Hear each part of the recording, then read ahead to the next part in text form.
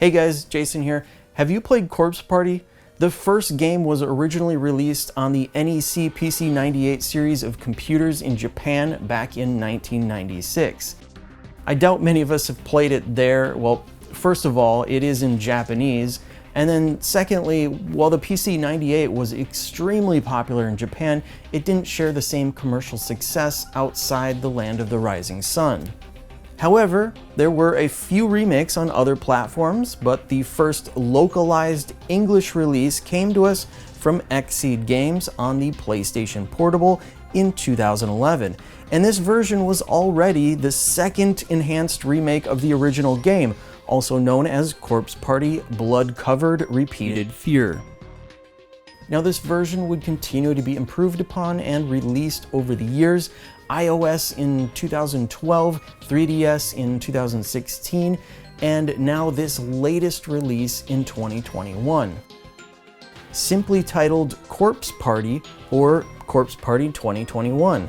The most notable things about this release are 2 new extra chapters to expand on the relationships of Ayumi and Yoshiki, 2 new characters, each with their own intriguing roles to play, and the implementation of binaural audio, so with a good pair of headphones, you can hear voices, bones crunching, and squishy sounds from all directions.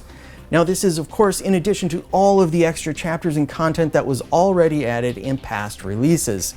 This release also has a very wide reach since it's available on the PlayStation 4, Xbox, Nintendo Switch, and PC through either Steam or Good Old Games. I'm also equally surprised and happy to report that there's no censorship in this 2021 release on any platform. The game is rated M for mature.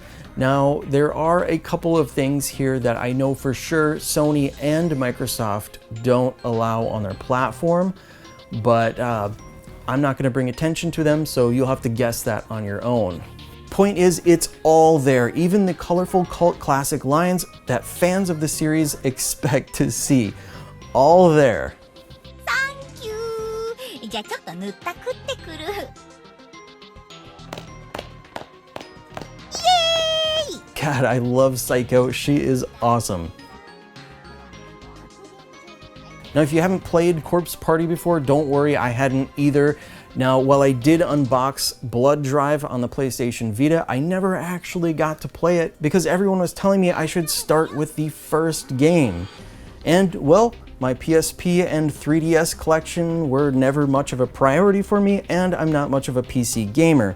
So with this 2021 multi-platform release of the first game, it was the perfect time for me to finally jump in.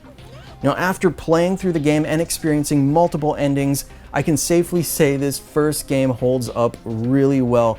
I mean, I guess there's a reason why it's been re-released so many times on many different platforms over the years. Now, the story takes place at a Japanese high school where a group of friends and their teacher are saying goodbye to one of their students transferring to another school. One of the friends decides that they should all perform an occult ritual called Seichiko Ever After, which is meant to ensure that everyone remains friends forever. However, things don't go as planned. Following an earthquake, the group awakens to find themselves separated and trapped inside a somewhat familiar-looking elementary school, one that used to stand in the very spot where their current high school is located. But this building was supposed to have been torn down long ago. Here, you'll soon discover the building is haunted by vengeful spirits of the children that fell victim to horrific tragedies.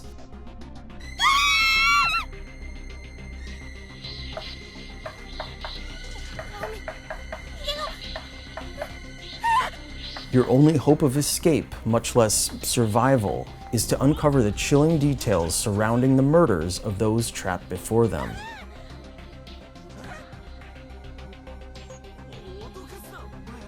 As you can see, the graphics are reminiscent of 16-bit RPGs, utilizing sprite art but with high-resolution busts, cutscenes, and text. The 2021 release enhances several cutscenes by adding in some animation, which is a pretty nice touch. Now, my only complaint in the graphics department is that it doesn't have an option for full screen.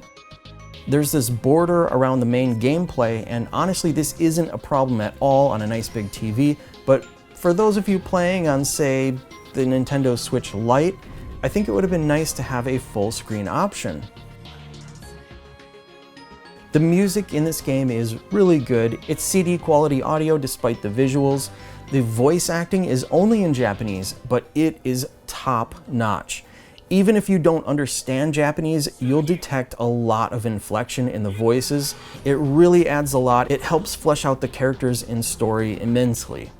Honestly, really great work here. Now, this 2021 release adds binaural audio, so you'll hear voices and sound effects coming from all different directions. I highly recommend headphones or a really good sound system for this release. Gameplay is much like a 16-bit RPG minus the battles. You'll be exploring, picking up items, talking to people, flipping switches, reading cryptic notes, and as a side quest of sorts, you'll be collecting name tags of the deceased. At certain points, you'll be given different decisions to make, which can affect the story.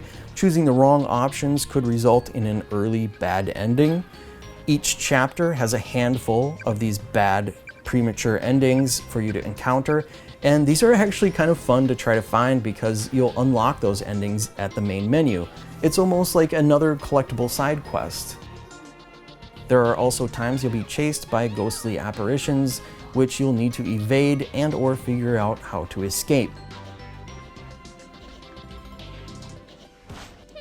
I really like how the game chapters are structured. Completing a chapter unlocks the next, but it brings you back to the main menu where you can review your progress, and for me, I really like this because it encourages you to play the game any way that you're most comfortable with.